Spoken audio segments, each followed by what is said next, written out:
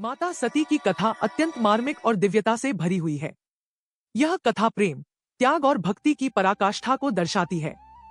प्राचीन काल में दक्ष प्रजापति, जो ब्रह्मा जी के पुत्र थे, की एक सुंदरी और तेजस्विनी कन्या हुई, जिसका नाम रखा गया सती। सती भगवान शिव जी की परम भक्त थी।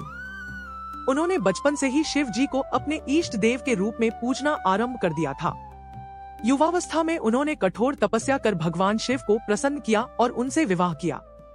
यह विवाह सृष्टि में शिव और शक्ति के मिलन का प्रतीक बना। कुछ समय बाद सती के पिता दक्ष प्रजापति ने एक विशाल यज्ञ का आयोजन किया।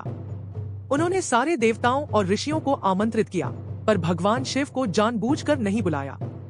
सती ने यह सोचकर कि वह उनकी पुत्री है, बिना बुलाए ही यज्ञ में जाने का निश्चय किया। जब सती यज्ञ स्थल पर पहुंची, तो वहां उनके पिता ने भगवान शिव का अपमान किया। अपने प्रिय पति का ऐसा अपमान देखकर सती का हृदय पीड़ा से भर उठा और उन्होंने कहा कि जिस शरीर ने अपने पति का अपमान सुना है, वह शरीर अब मेरे किसी काम का नहीं। इतना कहकर सती ने यज्ञ कुंड में कूदकर अपने प्राण त्याग दिए। यह दृश्य देखकर सब स्तब्ध रह गए। जब यह समाचार भगवान शिव को मिला, तो वे क्रोध और शोक से व्याकुल हो उठे। उन्होंने यज्ञ स्थल को नष्ट कर दिया और सती का शरीर उठाकर समूचे ब्रह्मांड में तांडव करने लगे। तब भगवान विष्णु ने सुदर्शन चक्र चलाकर सती के शरीर को खंड खंड कर दिया। जहां जहां सती के शरीर के अंग गिरे, वहां शक्ति पीठों का निर्माण हुआ, जो आज भी पूजनीय है। समय बीतने पर सती ने पर्वतराज हिमालय के घर में पुत्री रूप में जन्म लिया।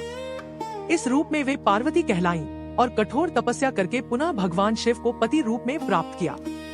यही सती माँ शैलपुत्री बनी, नवदुर्गा का प्रथम स्वरूप। माँ शैलपुत्री का वाहन वृषभ है, हाथ में त्रिशूल और कमल है और उनके मस्तक पर अर्धचंद्र सुशोभित है। उनकी उपासना से साधक को स्थिरता, आत्मबल और सफलता की प्राप्ति होती है। उनका मंत्र है देवी शैलपुत्र्य नमः या वंदे वांछितलाभाय चंद्रार्थ कृत शेखराम। वृषारूढ़ा शूलधरा शैलपुत्री।